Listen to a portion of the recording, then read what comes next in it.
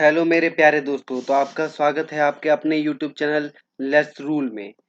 आज हम बात करेंगे गोदान के बारे में। गोदान जो है वो मुंशी प्रेमचंद्र द्वारा लिखा गया एक उपन्यास है, जो आपके झारखंड सचिवालय के एग्जाम के दृष्टिकोण से बहुत ही इम्पोर्टेंट है।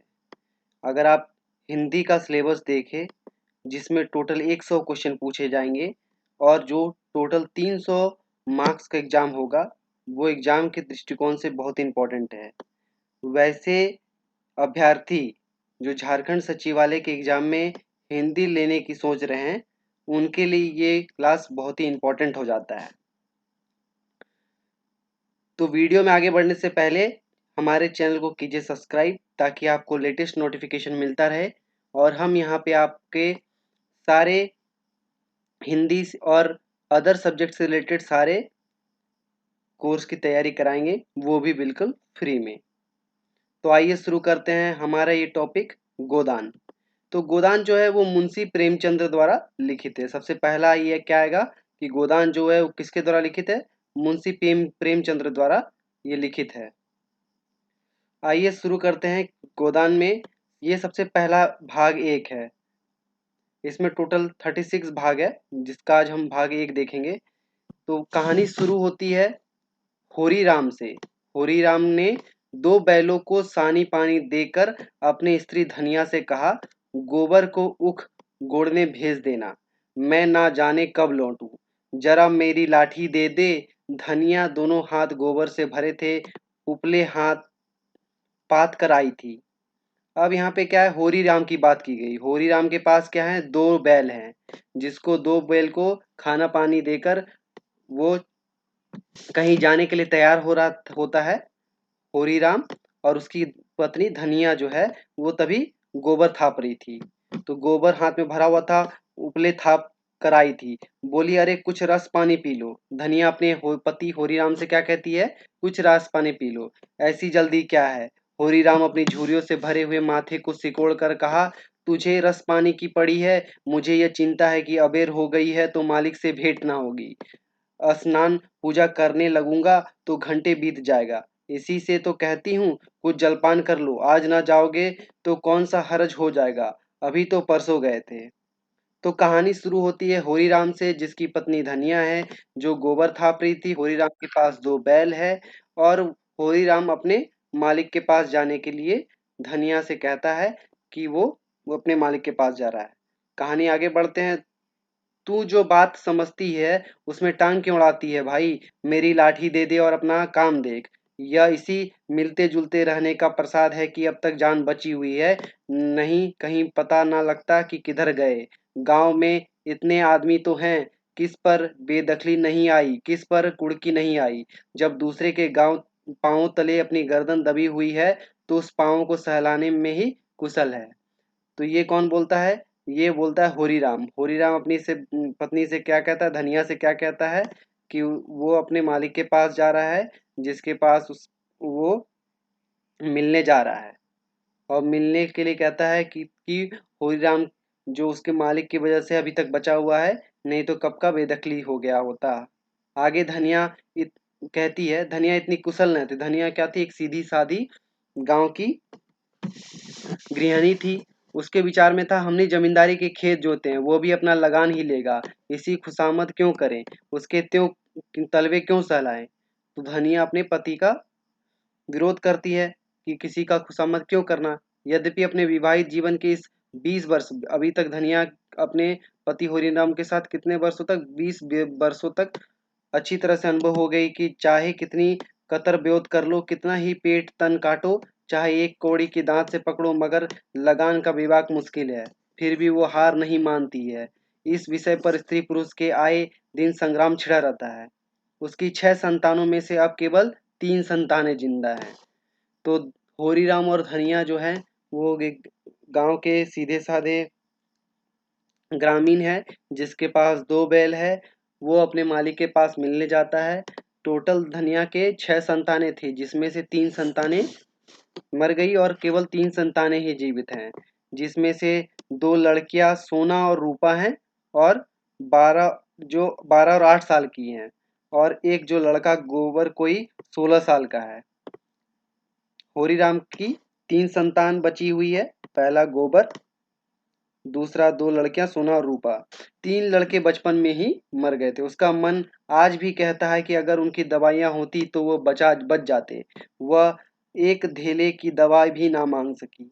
तो धनिया को अफसोस होता है कि उसके 3 बच्चे जो हैं बचपन में जो मर गए, वो दवाई के अभाव में मर गए और वो उनको बचा ना पाई। फिर क्या हुआ? 36। फिर वो कहती है कि उसकी उम्र अभी क्या थी।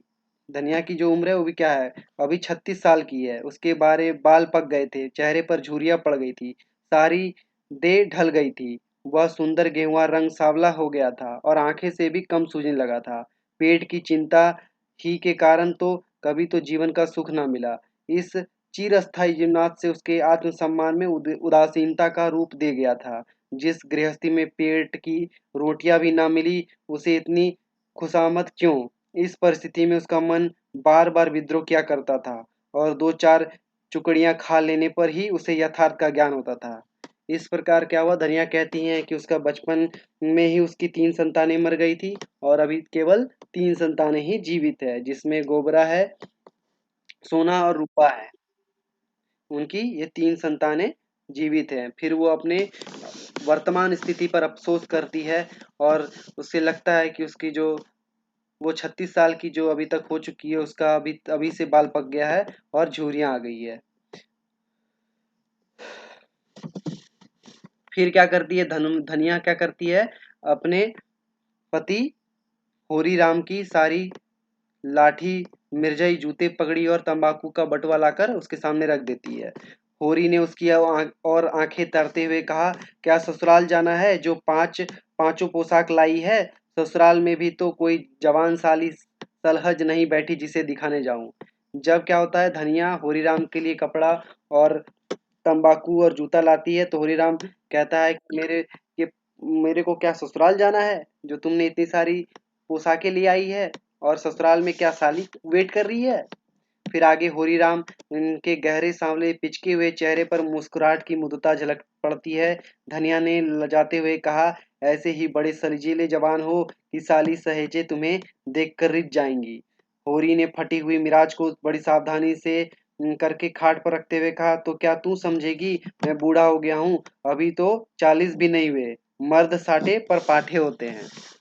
अब होरी कहता है कि वो बूढ़ा नहीं हुआ, अभी भी वो 40 साल का ही है, और मर्द जो है वो 60 में भी पाठा ही रहते हैं। इस प्रकार होरी अपनी पति धनिया को चिढ़ाता है।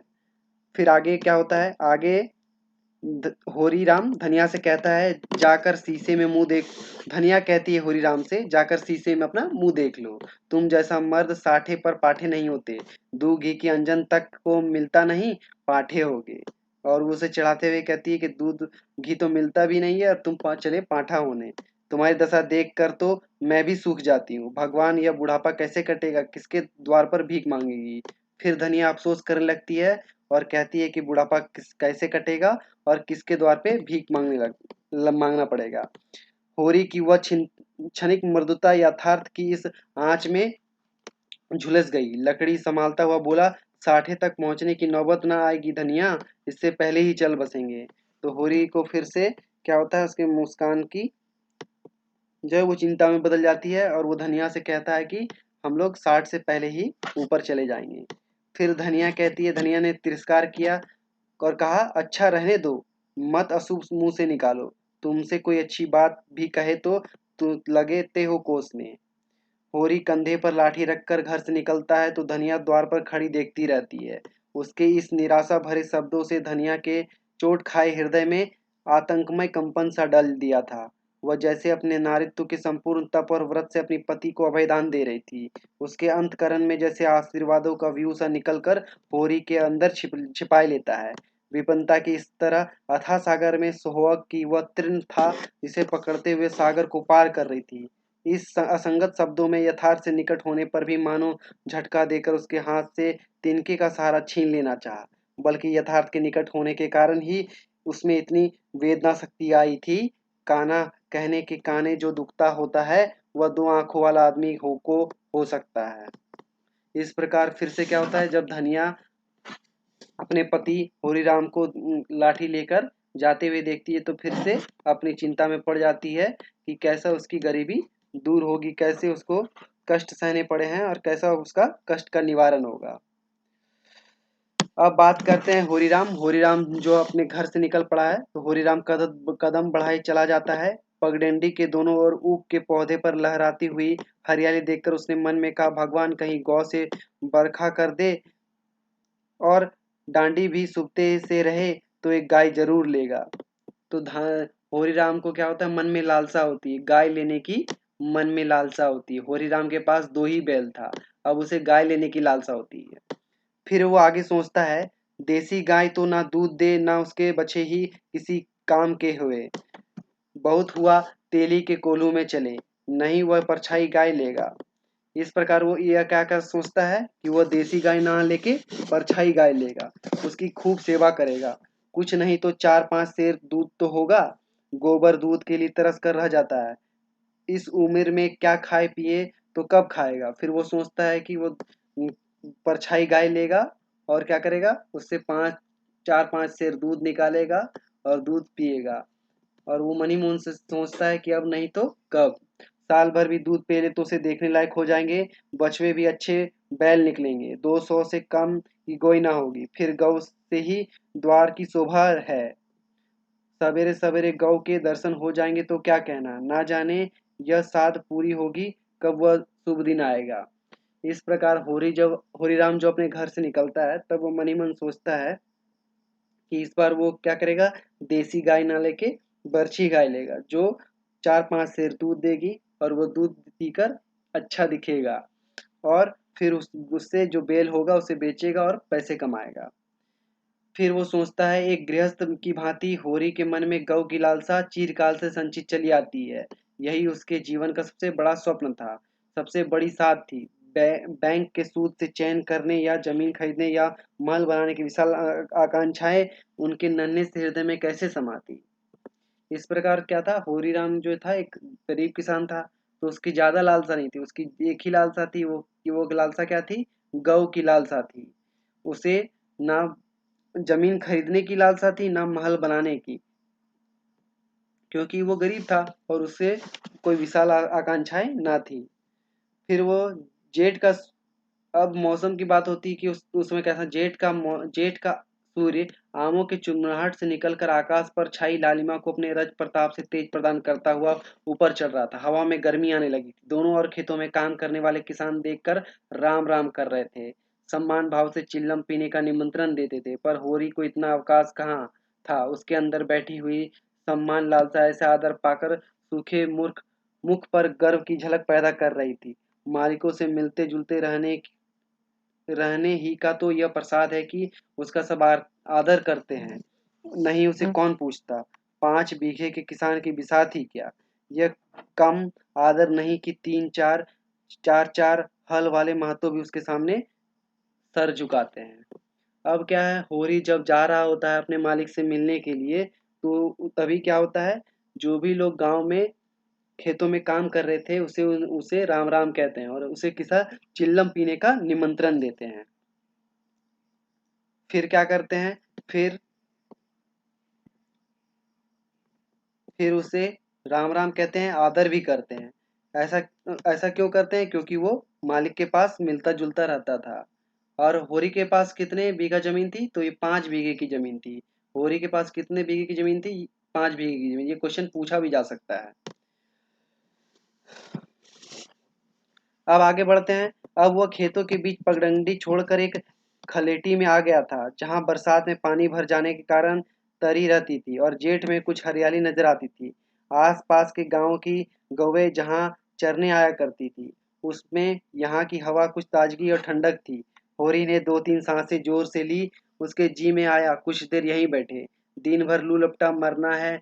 कई किसान इस गड्ढे का पाटा लिखाने तैयार थे, अच्छी रकम देते थे, पर ईश्वर भला करे राय साहब का कि उन्हें साफ कह दिया, यह जमीन जानवरों की चराई के लिए छोड़ दी गई है, किसी दाम पर भी ना उठाई जाएगी।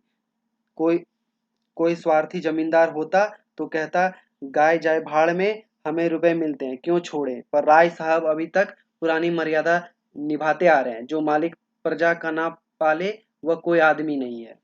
अब यहाँ पर होरी राम के मालिक की एंट्री होती है। होरी राम का मालिक क्या कौन है? राय साहब है। वो क्या है? एक जमींदार है। उसने क्या किया है, गांव की प्रजा के लिए जो बरसात से पानी भरा भरा जाने वाला जो खलेटी है, उसको यूं ही छोड़ दिया गया है, ताकि जो हरियाली आए उससे गांव की गौवे उसमें चरने जाए। अब आगे बढ़ते हैं। सहसा उसने देखा, किसने देखा? होरी राम ने। क्या देखा? होरी राम जब और आगे बढ़ता है तो क्या देखता है? भोला। अब एक नए कैरेक्टर की एंट्री होती है। वो कैरेक्टर का नाम क्या है? भोला। भोला अपनी गाय लिए इसी तरफ चला आ रहा था। भोला इसी गांव से मिले हुए पूर्वे का ग्वाला था और दूध मक्खन का व्यवसाय करता था। भोला कौन था? भोला उसी गांव के पूर्वे का ग्वाला था और क्या करता था? दूध और मक्खन का उसका व्यवसाय था। अच्छा दाम मिलने पर कभी कभी किसानों के हाथ गाय बेच भी देता था। होरी का मन उस गाय को देखकर ललच गया। अगर भोला वह आगे वाली गाय उसे दे दे तो क्या कहना, रुपए आगे पीछे देता रहेगा। वह जानता था घर में रुपया नहीं है, अभी तक लगान नहीं चुकाया जा सका, विशेषर शाह का देना भी बाकी है। यहाँ पे और एक कैरेक्टर का एंट्री होता है जिसका नाम क्या है? विशेषर शाह। अभी तक हमने क्या देखा? अभी तक हमने देखा कि होरी राम क्या है? होरी राम एक किसान है जिसकी पत्नी धनिया है। होरी राम अपने साहब से मिलने जाता है, अपने मालिक से मिलने जाता है और उस और क्या करता है? अपनी पत्नी धनिया से उसका सामान लाने को कहता है। फिर जब होरी राम जाने लगता है तो धनिया उसे देखती रहती है। जब होरी राम आगे बढ़ता है तो उसे गांव के किसान राम राम कहते हैं और सलाम करते हैं, क्योंकि वो मालिक से मिलता जुलता रहता था। और होरी राम के पास कितने बीघा की जमीन थी? 5 बीघे का जमीन था। फिर भी उससे लोग सब आदर करते थे, सम्मान देते थे, क्योंकि वो मालिक से मिलता रहता था। उसका मालिक कौन था? उसका मालिक था राय साहब। उसके मालिक कौन थे? उसके मालिक थे राय साहब। फिर जब वो आगे बढ़ता है तो देखता है कि भोला अपनी गाय को लेके जा रहा है। भोला कौन था? भोला उसी गांव के ग्वाला था जो दूध मक्खन का व्यवसाय करता था। फिर आता है एंट्री विशेषर शाह का। विशेषर शाह कौन था?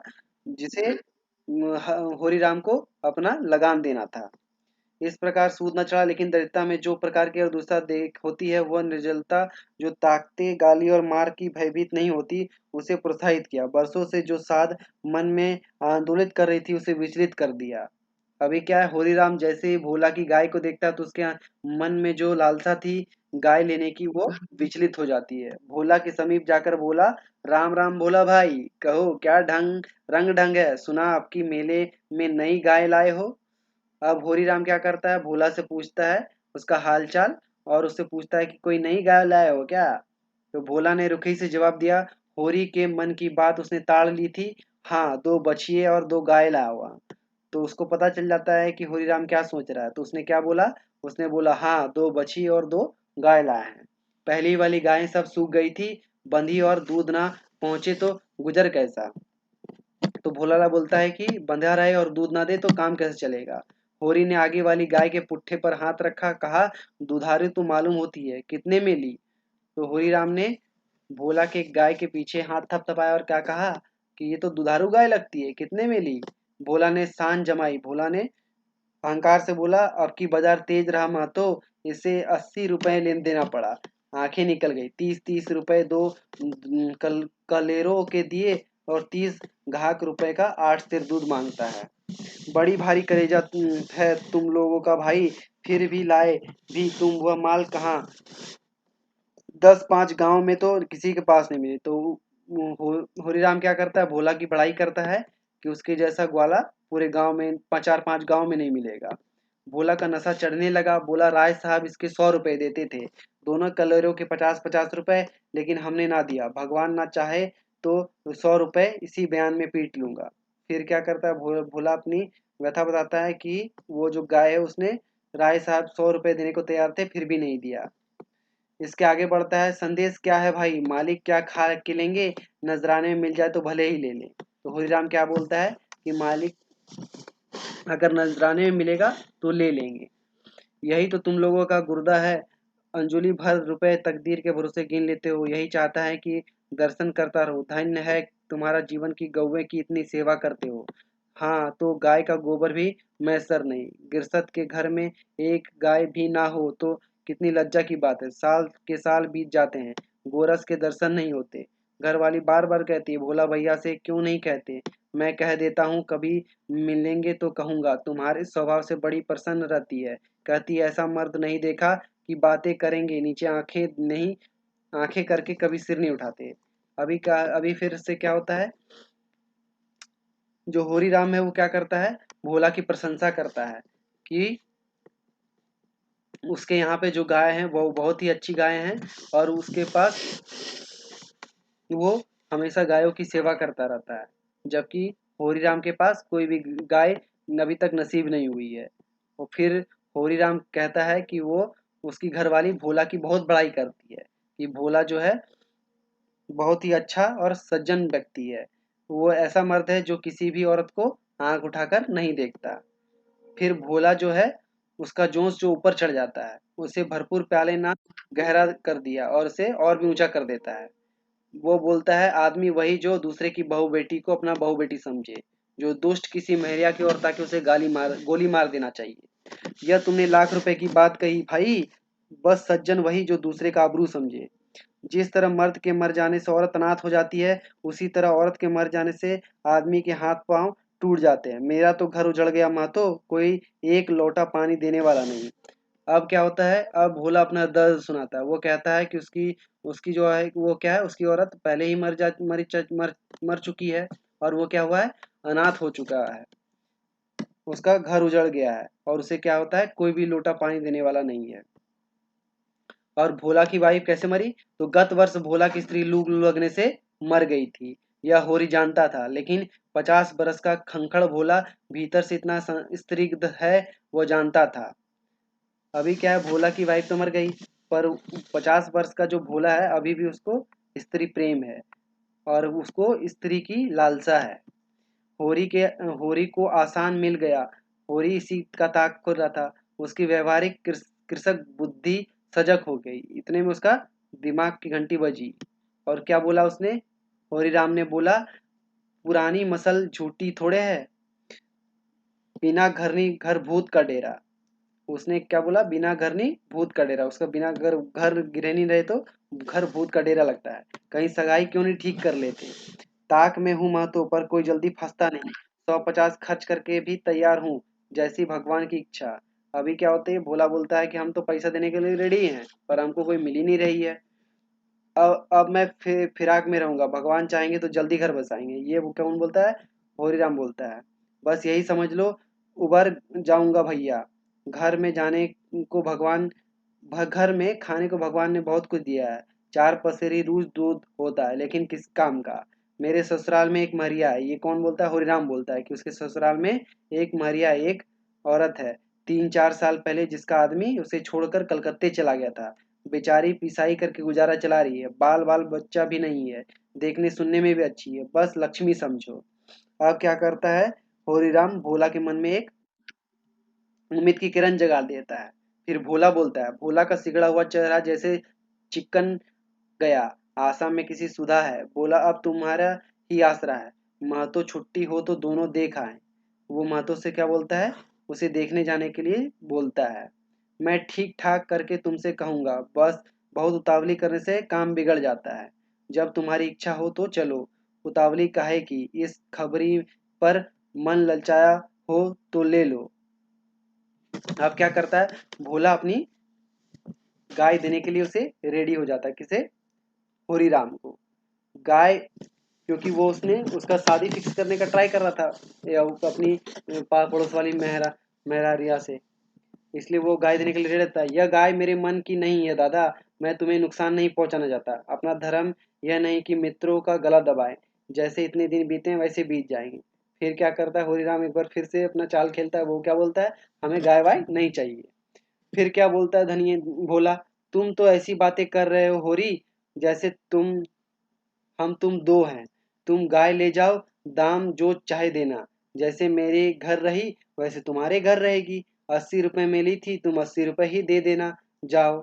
अब भोला क्या होता है, रेडी हो जाता है गाय देने के लिए, क्योंकि होरीराम क्या किया, उसका लड़की की बात किया। अब फिर क्या बोलता है होरीराम, लेकिन मेरे पास नगद नहीं दादा, समझ लो। तो तुमसे नगद मांगता कौन है भाई? होरीराम की छाती गजबज भर गई। 80 रुपये में गाय महंगी न थी। ऐसा अच्छा डील डॉल, दोनों जून में 6-7 सेर दूध, सीधे ऐसी बच्चा भी दूल्हे। इसका तो एक एक बाछा 100-100 का होगा। द्वार पर बंधेगी तो शोभा बढ़ेगी। उसी उसे अभी कोई चारा 100 रुपये देना था, लेकिन उधार को वह एक तरह से मुफ्त समझता था। कहीं भोला की सगाई ठीक हो गई तो 2 साल दो, वह बोलेगा नहीं। सगाई ना भी हुई तो होरी क्या बिगाड़ता है, यही तो होगा। भोला बार बार तगादा करने आएगा, बिगड़ेगा, गालियां देगा, लेकिन होरी को इसकी ज्यादा शर्म ना थी। अभी होरी क्या करता है, होरीराम क्या करता है, मन ही मन ख्याली पुलाव बना लेता है कि अगर होरी का शादी वो फिक्स कर देता है तो वो 2-3 साल तक भोला उससे पैसा नहीं मांगेगा। और अगर सगाई फिक्स ना हुई तो क्या होगा, बार बार तगादा ही करेगा। तो उसे कोई थोड़ी शर्म है, कोई शर्म ना है। इस व्यवहार का वो आदी था। कृषक के जीवन का तो यह प्रसाद है। भोला के साथ वह छल कर रहा था और व्यापार की उसकी मर्यादा के अनुकूल ना था। अब भी लेन देन में उसके लिए लिखा पढ़ी होना ना होना कोई अंतर ना था। सूखे बूढ़े की विपदाएं उसके मन में भीरू कर गई थी। ईश्वर का रुद्र रूप सदैव उसके सामने रहता था, पर यह छल उसकी नीति में छल न था। यह केवल स्वार्थ सिद्धि थी। यह कोई बुरा बात न थी। इस तरह छल तो वह दिन रात करता था। घर में 2-4 रुपए पड़े रहने पर भी महाजन के सामने कस्में खा जाता था कि एक पाई भी नहीं है। सन को कुछ गीला कर देना और रुई में कुछ बिलौना कर देना उसकी नीति में जायज था।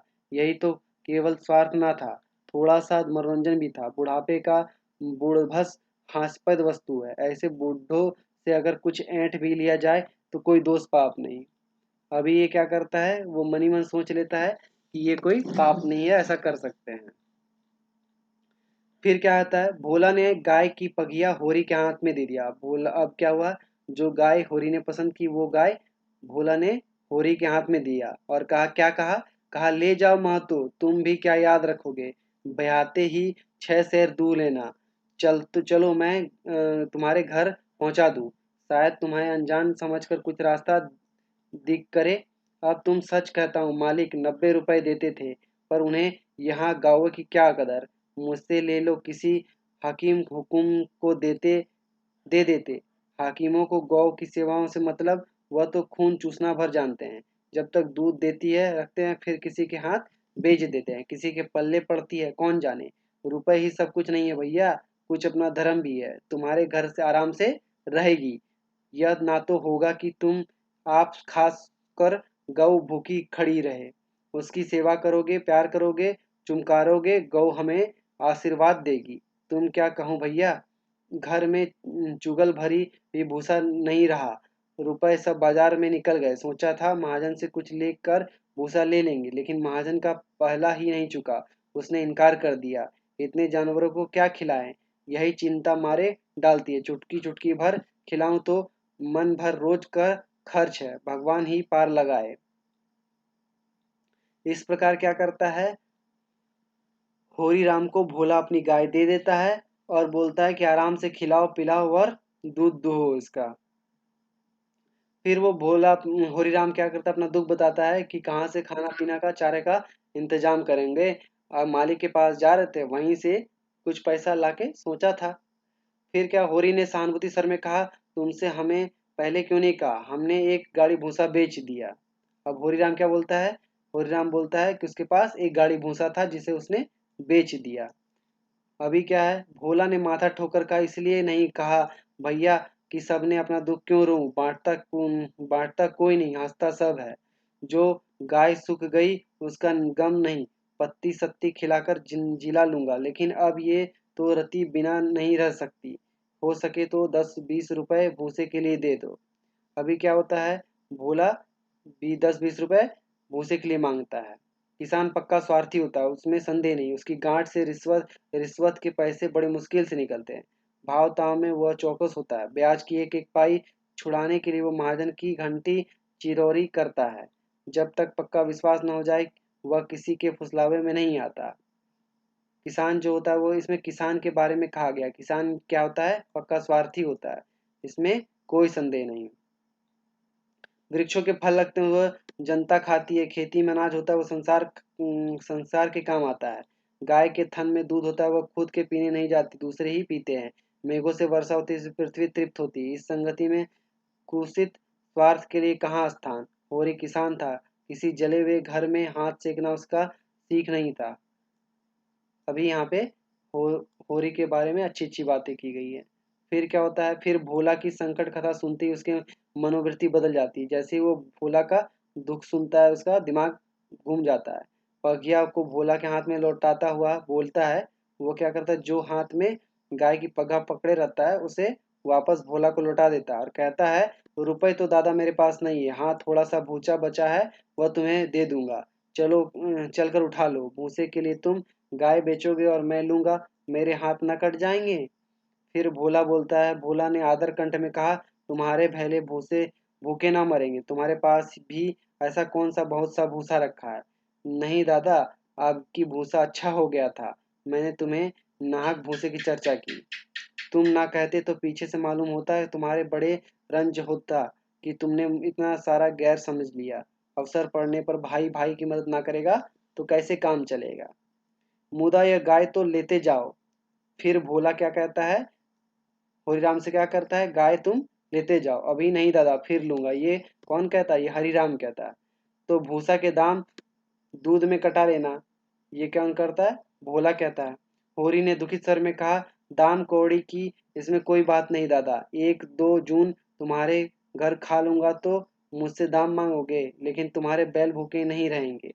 भगवान कोई ना कोई सबील निकाल ही लेंगे। आषाढ़ सिर पर है, कड़वी बो लूंगा, मगर गाय तुम्हारी हो गई, जिस दिन इच्छा हो आकर ले जाना। अभी क्या करता है? भोला उसको बोलता है कि गाय तो तुम्हारी हो गई। किसी भाई का लीलाम पर चढ़ा हुआ बैल में जो पाप है वह इसी समय तुम्हारी गाय लेने में है। फिर होरी क्या बोलता है? होरी में बाल की खाल निकालने में शक्ति होती है। वह खुशी से गाय लेकर घर की राह लेता है। भोला जब नकद रुपए नहीं मांगता तो वो स्पष्ट था कि वो भूसे के लिए गाय नहीं बेच रहा था, बल्कि इसका कुछ और आशय है। लेकिन जैसे पत्ते के खड़खड़ाने पर घोड़ा आकर ही ठिठक जाता है उस और मारने पर भी आगे कदम नहीं उठाता, वही दशा होरी की थी। संकट की चीज लेना पाप है। वह बात जन्म जन्मांतर उनकी आशा बन गई। भोला ने गदगद कंठ से कहा, तो किसी को भेज दूं भूसे के लिए। अभी क्या होता है? होरीराम गाय लेकर चला जाता है। तभी भोला बोलता है कि वो भूसे के लिए किसी को भेज दूं क्या। फिर क्या होता है? होरी ने जवाब दिया, अभी मैं राय साहब की ड्योढ़ी पे जा रहा हूँ। होरी कहाँ जा रहा है? राय साहब की ड्योढ़ी में जा रहा है, वहां से घड़ी भर लौटूंगा, तभी किसी को भेजना। फिर क्या बोलता है? अभी वो राय साहब के पास जा रहा है, आके आके वो किसी को भेज देना ताकि वो भूसा दे दे। बोला की आंखों में आंसू भर आए। बोला, तुमने आज मेरे उबार ले लिया होरी भाई। अब मुझे मालूम हुआ कि मैं संसार में अकेला नहीं हूँ, मेरा भी कोई हित है। एक क्षण के बाद उसने फिर कहा, उस बात को भूल न जाना। होरी आगे बढ़ा तो उसकी चिंता प्रसन्न हो गई, मन में एक विचित्र स्फूर्ति हो गई। क्या हुआ? 10-5 मन भूसा चला गया। बेचारे को संकट में पड़कर अपनी गाय तो ना बेचनी पड़ी। जब मेरे पास चारा हो जाएगा तब गाय खोल लाऊंगा। भगवान करे मुझे कोई मेहरिया मिल जाए, फिर तो कोई बात नहीं। अब नेक्स्ट क्या है? उसके पीछे फिर देखा, कबरी गाय पूंछ से पंखिया उड़ाती, सिर हिलाती, मस्तानी मद गति से झूमती चली जाती है, जैसे वादियों के बीच कोई रानी हो। अभी क्या होता है? भोले की गाय की तारीफ होती है कि वो मस्त मगन चलती जा रही है, जैसे रानी चलती। कैसा शुभ होगा वो दिन जब यह कामधेनु उसके द्वार पर बंधेगी। अब भोल ये होरीराम मन ही मन उस गाय की लालसा करता है कि जब उसके घर पे ये गाय बनेगी उस दिन कैसा होगा। तो ये टोटल भाग 1 खत्म हो गया। अब हम नेक्स्ट भाग में पढ़ेंगे। तो आप कमेंट सेक्शन में बताएं कि इस भाग में कौन कौन से कैरेक्टर थे। तो मिलते हैं नेक्स्ट वीडियो में। होप हम आपको हमारा ये सेक्शन अच्छा लगा हो। चैनल को कीजिए सब्सक्राइब और ज़्यादा से ज़्यादा लोगों तक शेयर कीजिए, और प्लीज़ प्लीज़ प्लीज़ हमें सपोर्ट करें। Thank you.